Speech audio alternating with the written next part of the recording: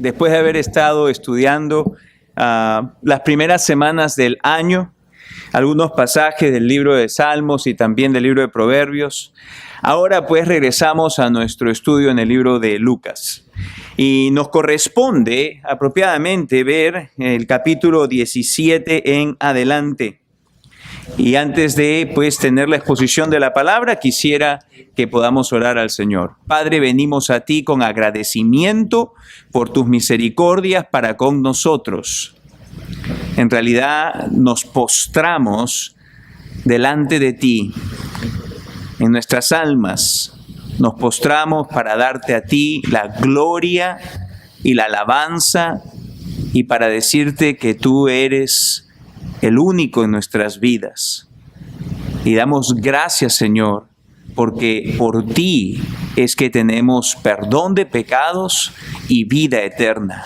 No porque nosotros somos mejores que otros, no porque seamos buenos, no porque hayamos hecho algún mérito, sino solamente por tu gracia y por tu misericordia, y por eso es que nos gozamos y nos jactamos no en nuestros logros, sino en Jesucristo, quien es el Cordero de Dios, inmolado en una cruz.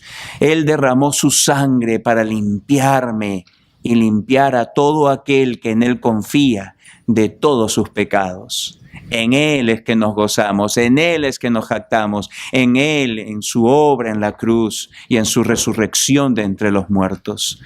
Damos pues gracias, Padre, por darnos esta oportunidad de estar aquí en esta mañana y de poder venir y ahora abrir las Escrituras en el libro de Lucas. Alabamos tu nombre y te pedimos, Padre, que nos ayudes para entender las Escrituras en esta mañana. En el nombre de Jesús, amén. Amados, les quisiera pues pedir que abran sus Biblias en el libro de Lucas. Vamos al libro de Lucas, al capítulo 17, y leamos allí los primeros 2 versículos. Vamos a tener la exposición en Lucas, los primeros 2 versículos. Dijo Jesús a sus discípulos: imposible es que no vengan tropiezos, mas ay de aquel por quien vienen. Mejor le fuera que se le atase al cuello una piedra de molino y se le arrojase al mar, que hacer tropezar a uno de estos pequeñitos. Amados, regresamos al libro de Lucas y creemos que va a ser un tiempo muy bendecido, las semanas que van a venir, un tiempo bendecido donde podamos pues escuchar las enseñanzas del Señor Jesús. Si se recuerdan, Lucas nos ha venido contando la travesía que Jesús inició camino a Jerusalén. Esta travesía la empezó en Lucas 9, versículo 51. Y es su travesía con dirección a Jerusalén. Desde el capítulo 9, versículo 51 hasta el capítulo 19, versículo 27, cubre aproximadamente en tiempo unos 6 meses, los 6 meses previos a la semana de la crucifixión. Y no es que tome 6 meses para ir del norte de Israel a Jerusalén. No es que toma 6 meses. Eso se puede hacer en unos pocos días. Pero lo que pasa es que Lucas nos viene contando cómo Jesús caminó a lo largo y ancho de Israel. Cómo Jesús lo que hizo fue que Él visitó toda ciudad, todo pueblo y toda aldea, enseñando y predicando el evangelio del reino. ¿Qué es lo que Jesús buscaba? ¿Jesús buscaba que gente lo siga porque se apegue a una religión? No. Lo que Jesús buscaba era traerles a todas las personas que le escuchasen la luz del evangelio para que ellos pudiesen darse cuenta de que Dios no deseaba sino traerles la oportunidad de perdón. Porque lo que Dios deseaba era que estaba enviando a su Hijo Jesús para que Él muriese en una cruz y muriendo en esa cruz derramase su sangre para el perdón de pecados. Hasta el día de hoy es el mismo mensaje del evangelio que se sigue predicando.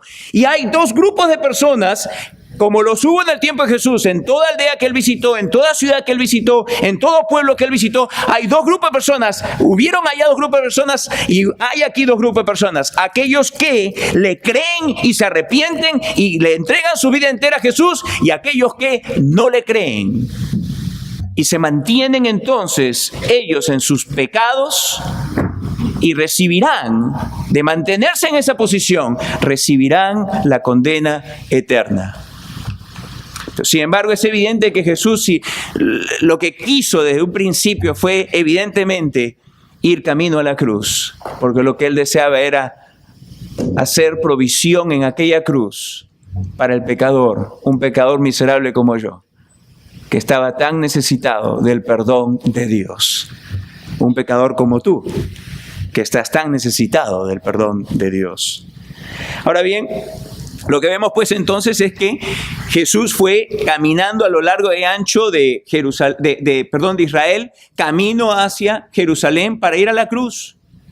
Y lo que él hizo fue que mientras iba entrando a cada pueblo, a cada ciudad, a cada aldea, él predicaba el evangelio del reino, él enseñaba el evangelio del reino, y también lo que él hacía es que hacía muchos milagros.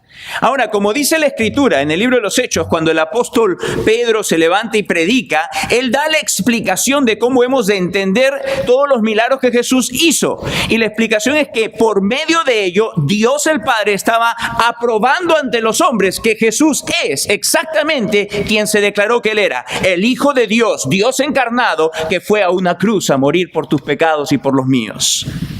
Así que vemos pues en la Escritura de que Jesús iba predicando y él iba enseñando y él iba haciendo milagros por medio de los cuales Dios aprobaba que Jesús era quien él era en realidad, el Hijo de Dios. Ahora bien, una característica en estos 10 capítulos es que están llenos de enseñanza. Pero hay algo importante que se encuentra aquí en estos capítulos también. No solamente son enseñanzas dirigidas a un grupo, sino que hay dos grupos entre los cuales alterna Jesús sus enseñanzas. Por un lado están los discípulos y por otro lado están los fariseos. Principalmente entonces en estos 10 capítulos Jesús viene enseñándole a los discípulos y luego alterna una enseñanza con los fariseos. Los discípulos, los fariseos. Los discípulos, los fariseos. No que cuando estaban los discípulos siendo enseñados, los fariseos no estaban escuchando, o viceversa, no que cuando Jesús les quería decir algo a los fariseos, los discípulos no estaban escuchando. Por el contrario, que Jesús se dirija a un grupo, lo hacía para que ellos aprendan algo, pero también para que los otros escuchen y viceversa. Así que lo que hemos visto en el capítulo, por ejemplo, 15, es que Jesús dirige una enseñanza por medio de estas parábolas que él dice hacia los fariseos, y luego él pasa en el capítulo 16 a los discípulos. Pero luego, cuando les está enseñando algo a los discípulos al principio del capítulo 16, los fariseos que estaban ahí escuchando se burlan, y entonces Jesús regresa a enseñarle a los fariseos. Y así termina en el capítulo 16 hablándole a ellos. ¿Y qué les estaba diciendo a los fariseos? Les decía que ellos que se creían justos, ellos que se creían rectos, ellos que se creían buenos, ellos que se creían que eran mejor que mucha otra gente, ellos que se creían que tenían los méritos para poder alcanzar la vida eterna, se estaban exponiendo por medio de este autoengaño, se estaban exponiendo al infierno de fuego. Y Jesús les dice, hey, dice, despierten. ¿Por qué? Porque Jesús no desea que ninguno vaya al infierno. Ninguno, ni el fariseo ni el publicano, ninguno. Jesús vino para dar su vida por todos ellos. Al igual que aquí, por ti también. Así que Jesús, pues entonces estando ahí en la cruz, estando ahí enseñando en el capítulo 16, él termina dando esta advertencia hacia los fariseos. Él no desea que nadie perezca, ni fariseo ni publicano. Ahora, Jesús entra al capítulo 17 y dice aquí Lucas, dijo Jesús a sus discípulos, alterna. ¿Ok? Y entonces él regresa ahora a hablarle a los discípulos, a enseñarle a los discípulos. ¿Y qué es lo que él hace? Bueno, vamos a ver por medio de estas enseñanzas que Jesús no quiere en nada que sus discípulos se parezcan a los fariseos. Él no quiere que yo me parezca a un fariseo, en nada. Él va a enseñarme aquí, te va a enseñar a ti, para que no nos parezcamos en nada a los fariseos, en nada. Ahora, ¿qué es lo que pasaba? Como ya hemos visto, aquellos que han venido siguiendo el estudio con nosotros por algunos meses, bueno, deberíase decir años ya, los fariseos eran personas que no tenían ningún cuidado real ni eterno por las personas. No les importaba en realidad el destino eterno de las personas. Hay algunas personas que quizá pueden decir, caramba, a mí no me gusta a veces escuchar cómo ese fulano que está ahí ahorita hablando predica, porque lo único que me dice es que hay un castigo eterno, hay un castigo eterno, hay un castigo eterno. Bueno, la razón no es porque a mí me guste pensar en el infierno, sino que es porque Jesús mismo invirtió su tiempo una y otra vez diciendo a la gente, escapen de ese castigo que viene, escapen. Y Jesús dice, yo soy la puerta por la cual pueden escapar. Entendemos muy claro que un edificio, por ejemplo, ahí dice exit. ¿Y por qué está marcado exit, exit, exit? Porque si hubiese un incendio aquí y hubiese mucho humo, esas señales están ahí prendidas. Se dice bien clarito ahí en rojo y blanco exit para que pueda ser visto aún en medio del humo para que tú no mueras en este edificio, ¿cierto? Jesús dice, yo soy la puerta de escape, dice Jesús. Y yo lo que quiero es que ustedes escapen. Yo lo que quiero es que ustedes sean salvos. Así que vemos pues que el Señor Jesús estaba enseñándole estas cosas a ellos y Él tenía un genuino deseo, un genuino interés en que la gente se salve y Él quiere que las personas que son sus discípulos también tengan ese mismo peso, ese mismo sentir, esa misma visión de la vida, que la vida de uno sea consagrada, por decir así, al servicio de ir y proclamar el mensaje del Evangelio a aquellos que aún no lo han creído. Y también el Señor Jesús desea que nosotros, para tener efectividad en nuestra obra, para que nosotros también, y en clara representación del corazón mismo de Dios, que no hace mal a nadie, de que nosotros también modelemos pues un carácter que sea como el de Él, un carácter que en nada se parezca al de los fariseos, quienes despreciaban las masas. Los fariseos despreciaban las masas. Hemos leído acerca de esto, hemos estudiado acerca de esto, cómo ellos consideraban como personas por debajo de ellos mismos a los publicanos, a los pecadores, ¿no? A los cobradores de impuestos, a aquellos que eran pobres, los despreciaban. Jesús no quiere que nosotros seamos insensibles con nuestros semejantes, no. Más bien, Él desea que nosotros seamos personas verdaderamente sensibles con nuestros semejantes. Pero en estos dos versículos, el círculo al cual Jesús se refiere aquí de cómo debemos de conducirnos es directamente para con otros creyentes. No que Jesús no le importe los demás, ya hemos visto claramente que le importan los demás. Pero acá Jesús quiere darnos una enseñanza muy directa a creyentes y su conducta, lo que dicen y lo que hacen con respecto a otros creyentes. Es decir, Jesús acá tiene el deseo de que nosotros aprendamos cómo no debemos de ser insensibles en una forma especial para con los hermanos en la fe. Y la lección es una sola lección en estos dos versículos aquí. La lección que el Señor Jesús tiene para nosotros en estos versículos 1 y 2 es que nosotros, los creyentes, no debemos de ser ocasión de tropiezo para los otros hermanos. Nosotros, los creyentes, no debemos de ser ocasión de tropiezo para los otros hermanos en la fe. Dice el versículo 1, dijo Jesús a sus discípulos, imposible es que no vengan tropiezos. El Señor Jesús lo que hace es que declara que el mundo, la vida, la sociedad en la que vivimos, está llena de tropiezos. Ahora, esta palabra que usted lee conmigo aquí en el español, tropiezos, es la palabra griega escandalón, de donde viene el latín y luego la palabra en español escándalo. Y si usted quisiera saber qué es lo que escándalo significa, quizá usted inmediatamente se viene, eso fue un escándalo, como algo grande, algún tipo de noticia grande o algo que alguien hizo mal, que fue propagado muy abiertamente, ¿no? Y que creó un escándalo. Bueno, la palabra en sí, si usted va al diccionario de la Real Academia Española, define la palabra escándalo con su raíz original de la siguiente forma: la acción o palabra que es causa que alguien obre mal o piense mal de otra persona. Eso es lo que la palabra literalmente significa. Ese es el sentido real de la palabra escándalo o tropiezo, como es traducida acá. Se lo repito, escándalo es la acción o palabra que es causa de que alguien obre mal o piense mal de otra persona. Entonces, lo que Jesús está diciéndonos a nosotros, porque dice, Jesús le dijo a sus discípulos, ¿cierto? Está diciendo a nosotros que creemos en Él, es, hey, me está diciendo a mí, hey, Jesús Villalobos, asegúrate de que tú no seas una causa, una ocasión de que alguien actúe mal por lo que te ve a ti hacer o por lo que te ve o te escucha a ti decir. Dice, en el mundo, dice Jesús, en el mundo hay infinidad de tropiezos. Dice, es imposible, dice, que no vengan tropiezos. Claro, porque el mundo está compuesto de personas, de seres humanos, de carne y hueso como tú y como yo, ¿cierto?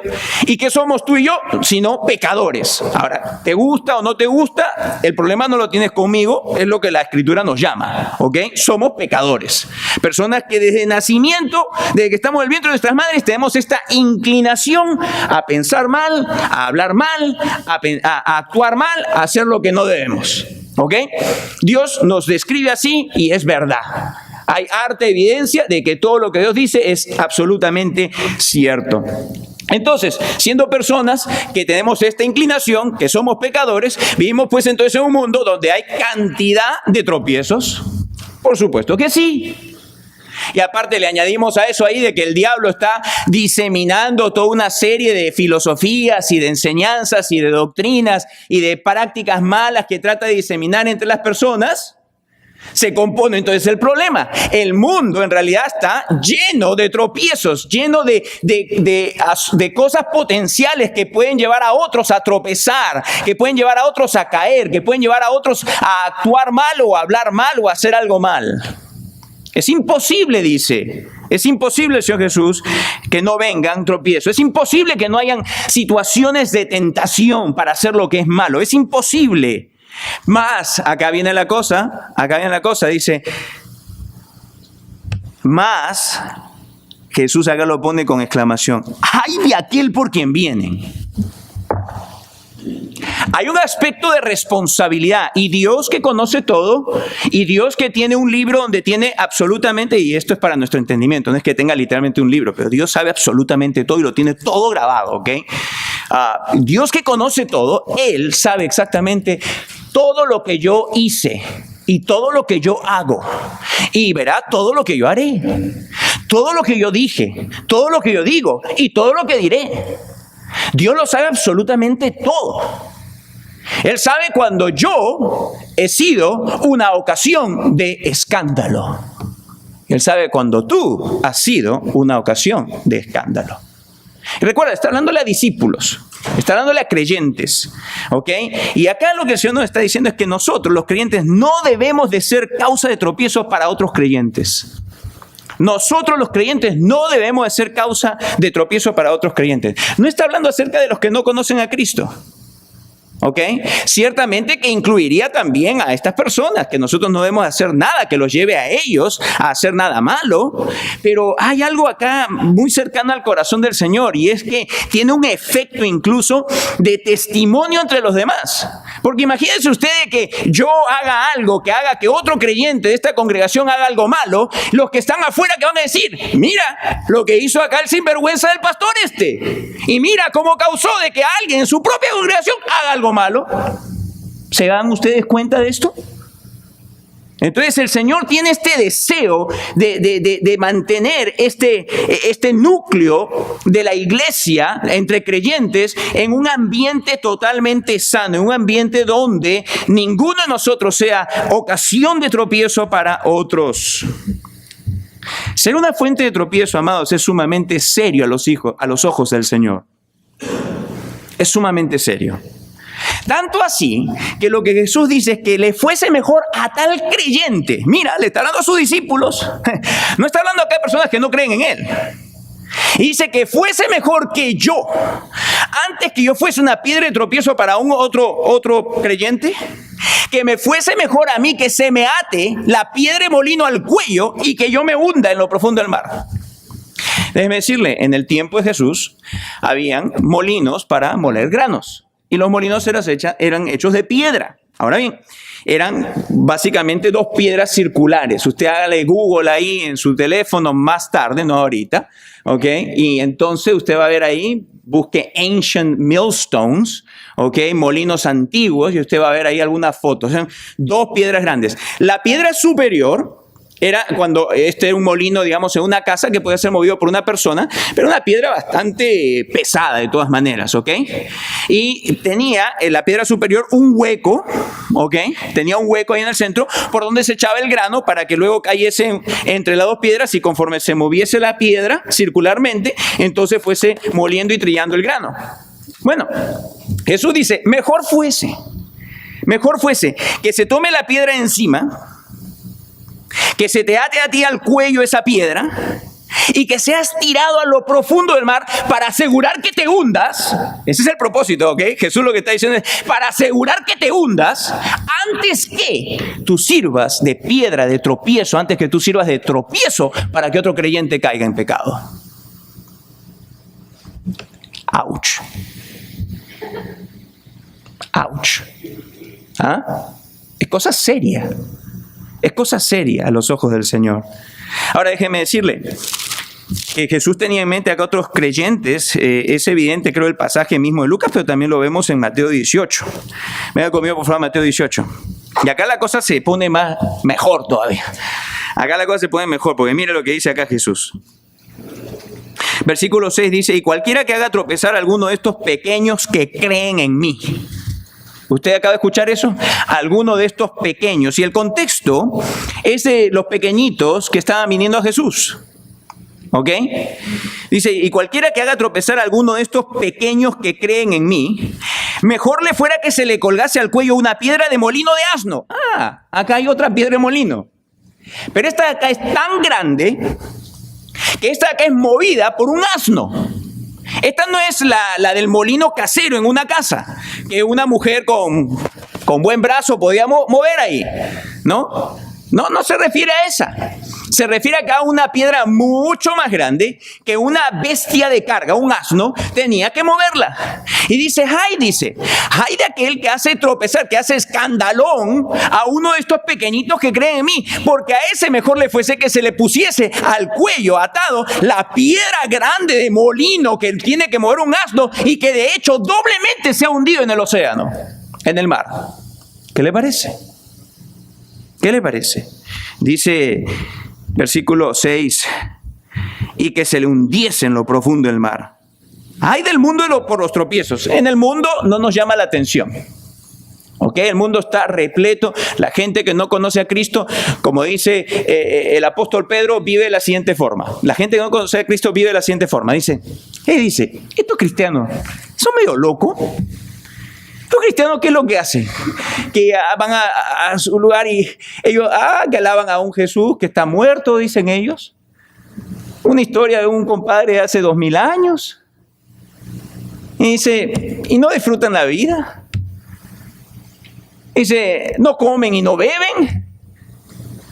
No disfrutan la vida para nada. El apóstol Pedro dice, ellos andan en la disolución de su vida, en el engaño de sus mentes, dice.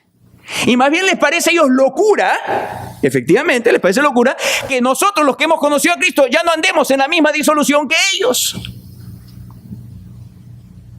Así que no nos debe llamar la atención. En el mundo hay tropiezos, dice Jesús, claramente, dice, versículo 7, hay del mundo por los tropiezos. Y dicho sea de paso, no es que están exentos, porque Jesús también dice sobre ellos, hay del mundo. Hay de aquellos en el mundo, hay de aquellos que no creen en mí, porque ellos también van a venir a juicio. Dice, hay del mundo, dice, por los tropiezos, porque es necesario que vengan tropiezos, pero, hay de aquel hombre por quien viene el tropiezo.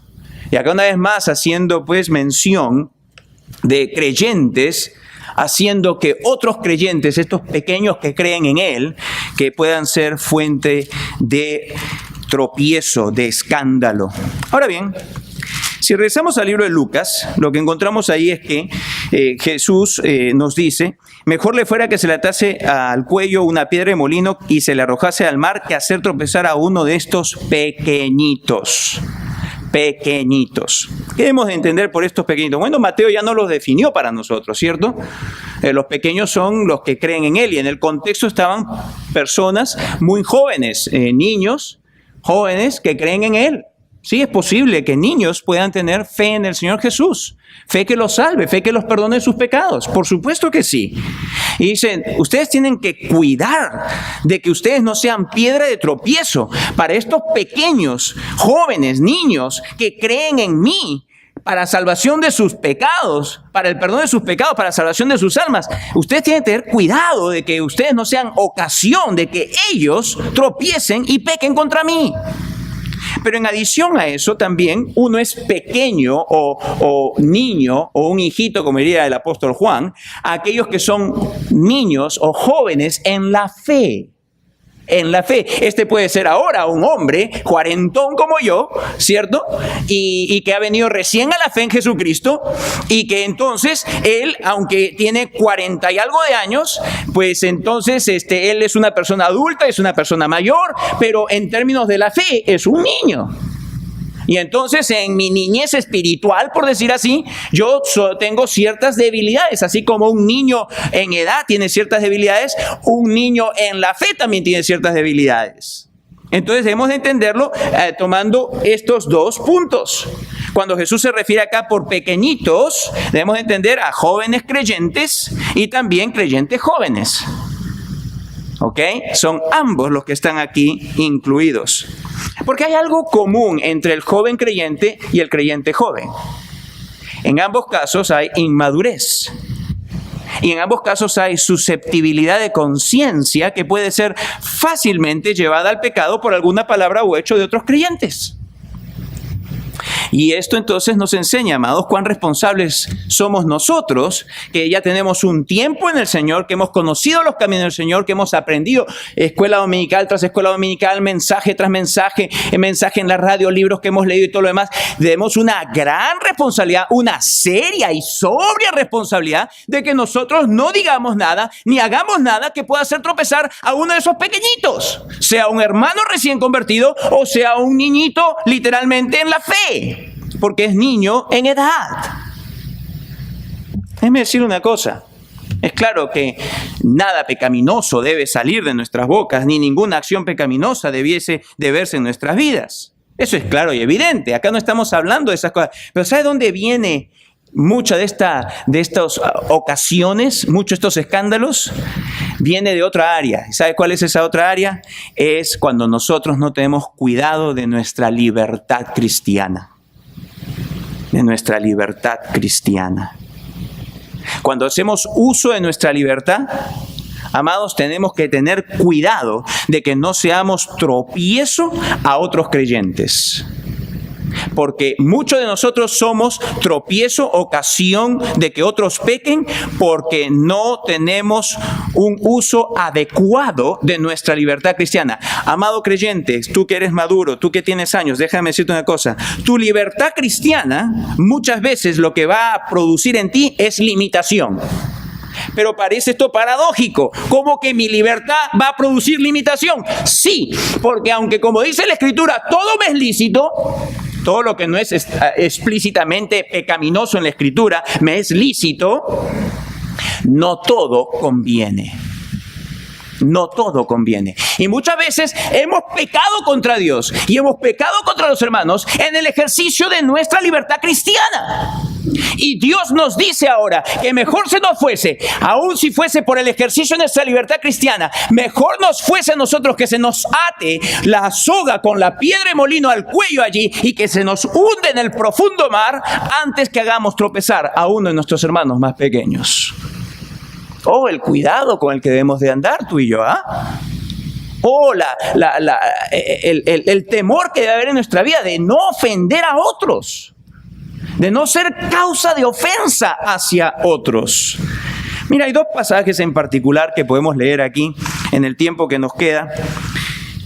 En el libro de Romanos, en el capítulo 14, y en el libro de Corintios, en 1 Corintios, el capítulo 8, vemos justamente cómo se pueden suscitar grandes problemas en una congregación donde hay un abuso de la libertad cristiana.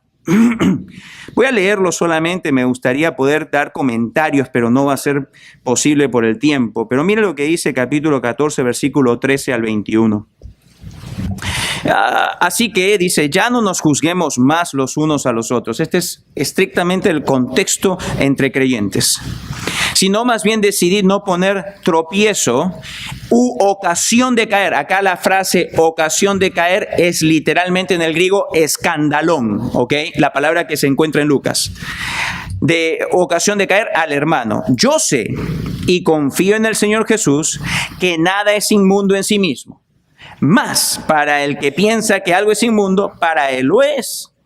Pero si por causa de la comida tu hermano es contristado, ya no andas conforme al amor.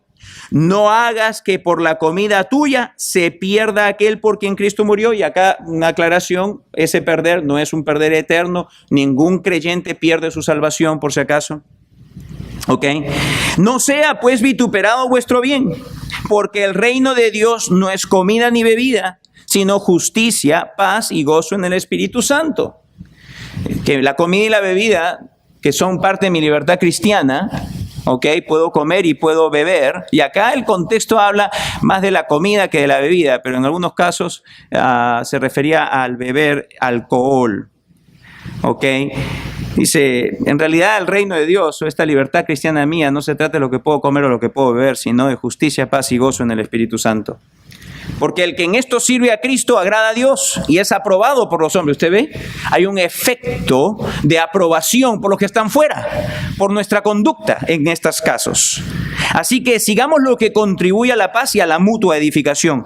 No destruyas. Mire cuán serio es esto. Cuando nosotros servimos de piedra de tropiezo, cuando nosotros servimos de tropiezo a otros creyentes, estamos destruyendo la obra de Dios.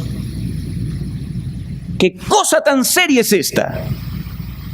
Dice, no destruyas la obra de Dios por causa de la comida. Todas las cosas a la verdad son limpias, pero es malo que el hombre haga tropezar a otros con lo que come.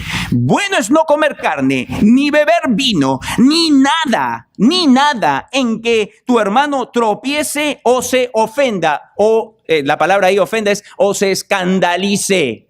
Una vez más, una palabra que es una conjugación del mismo escandalón. ¿Ok? O se ofenda o se debilite. ¿Usted ve? Vamos ahora, por favor, a 1 Corintios, el capítulo 8. Vamos a ver esta iglesia a la cual el Señor Jesús hace llamar la iglesia de los santos en Corinto, pero sin embargo, los santos tenían ahí un poco de problema, ¿cierto? Había mucho pecado en la congregación. Había muchas cosas y entre esas cosas que habían allí, que ciertamente estaban produciendo, engendrando nuevos problemas, encontramos esta del capítulo 8, versículos 7 al 13. Pero no en todos hay este conocimiento, y se refiere acerca de lo comido a los ídolos, porque algunos, habituados hasta aquí a los ídolos, comen como sacrificado a ídolos, y su conciencia, siendo débil, se contamina. Si bien la vianda no nos hace más aceptos ante Dios, pues ni porque comamos seremos más, ni porque no comamos seremos menos. Pero mirad que esta libertad vuestra no venga a ser tropezadero para los débiles. Porque si alguno te ve a ti, que tienes conocimiento, sentado a la mesa de un lugar de ídolos, la conciencia de aquel que es débil, ¿no será estimulada a comer de lo sacrificado a los ídolos? Y por el conocimiento tuyo se perderá el hermano débil por quien Cristo murió. De esta manera, pues, pecando contra los hermanos, escuche, pecando contra los hermanos e hiriendo su débil conciencia, contra Cristo pecáis. Cosa seria. Por lo cual, si la comida le es a mi hermano ocasión de caer, no comeré carne jamás, para no poner escándalo a mi hermano, para no poner tropiezo a mi hermano. Y Pablo ya había mencionado que si se trata de comer y se trata de beber, algunos dirían, comer y beber nada más. ¡No! Pues dice, ni cualquier otra cosa que pueda ser un punto de tropiezo a estos pequeños. Mira, amados, una vez más, en el ámbito de nuestra libertad cristiana, nosotros, dice el Señor Jesús, nos ha hecho libres. Sí, es verdad. para disfrutar, entre otras cosas, por ejemplo, todo tipo de comidas. Pero nosotros tenemos que limitar nuestra libertad cristiana y en muchas otras áreas se puede poner en práctica este principio de nuestra libertad cristiana. Pero ¿sabe qué? Nosotros vamos a tener, y con el tiempo vamos a ir aprendiendo, ¿cierto? De que nuestra libertad cristiana va a ser muy usada para limitarnos en el ejercicio de nuestra libertad cristiana. Va a ser una prerrogativa que va a ser hecho por amor al que es pequeño en la fe, al que es jovencito, al que no tiene el conocimiento ni la madurez necesaria para poder ir y empezar a disfrutar también de su libertad cristiana. Así que, amados hermanos, no sea que usemos nuestra libertad cristiana para ser tropiezo, para poner tropiezo, tentación a otros hermanos pequeños. Déjeme darle un ejemplo. Beber alcohol.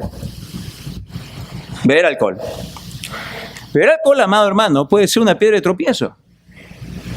La Biblia no prohíbe la bebida de alcohol. ¿Ok? ¿Puedes tomarte un vinito? Por supuesto. No hay ningún problema.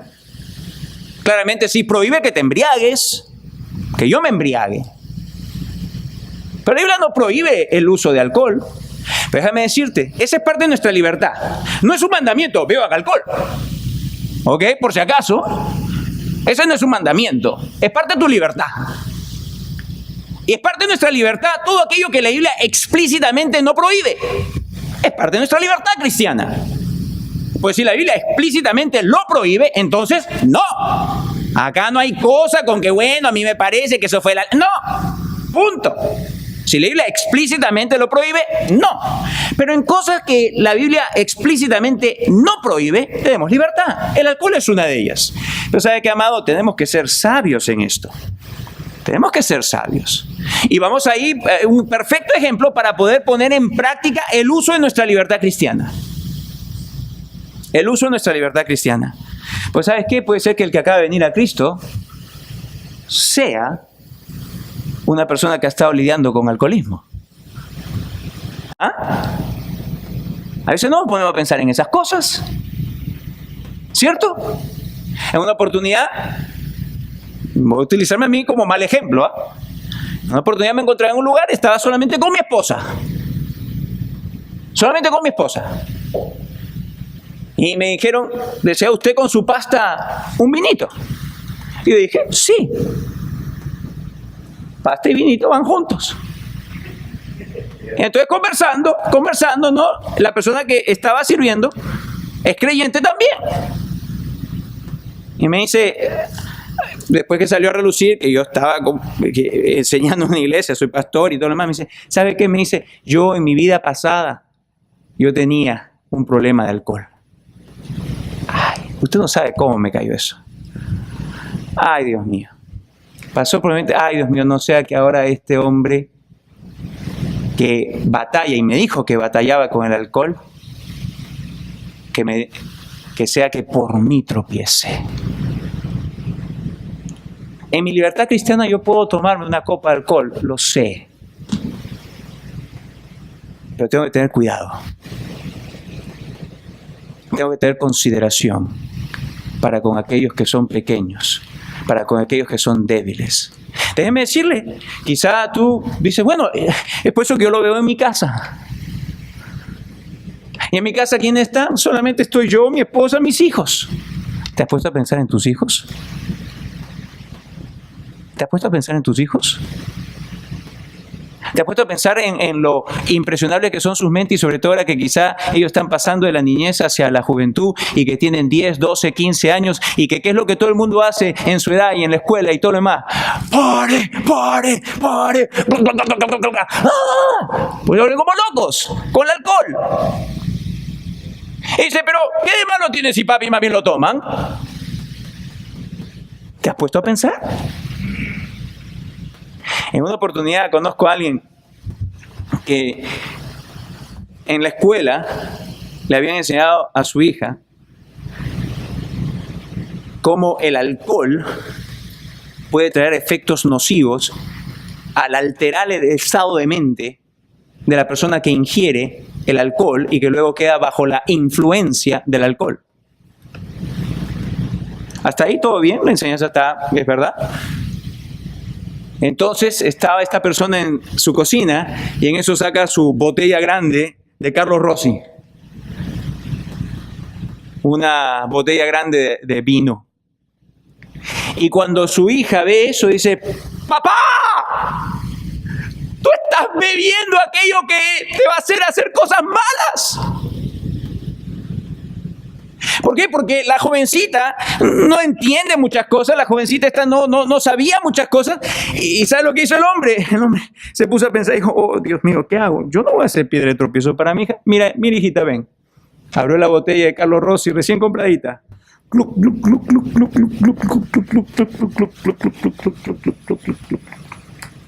Al agua. Todita.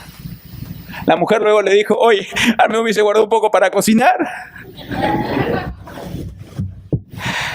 Pero ¿sabe qué?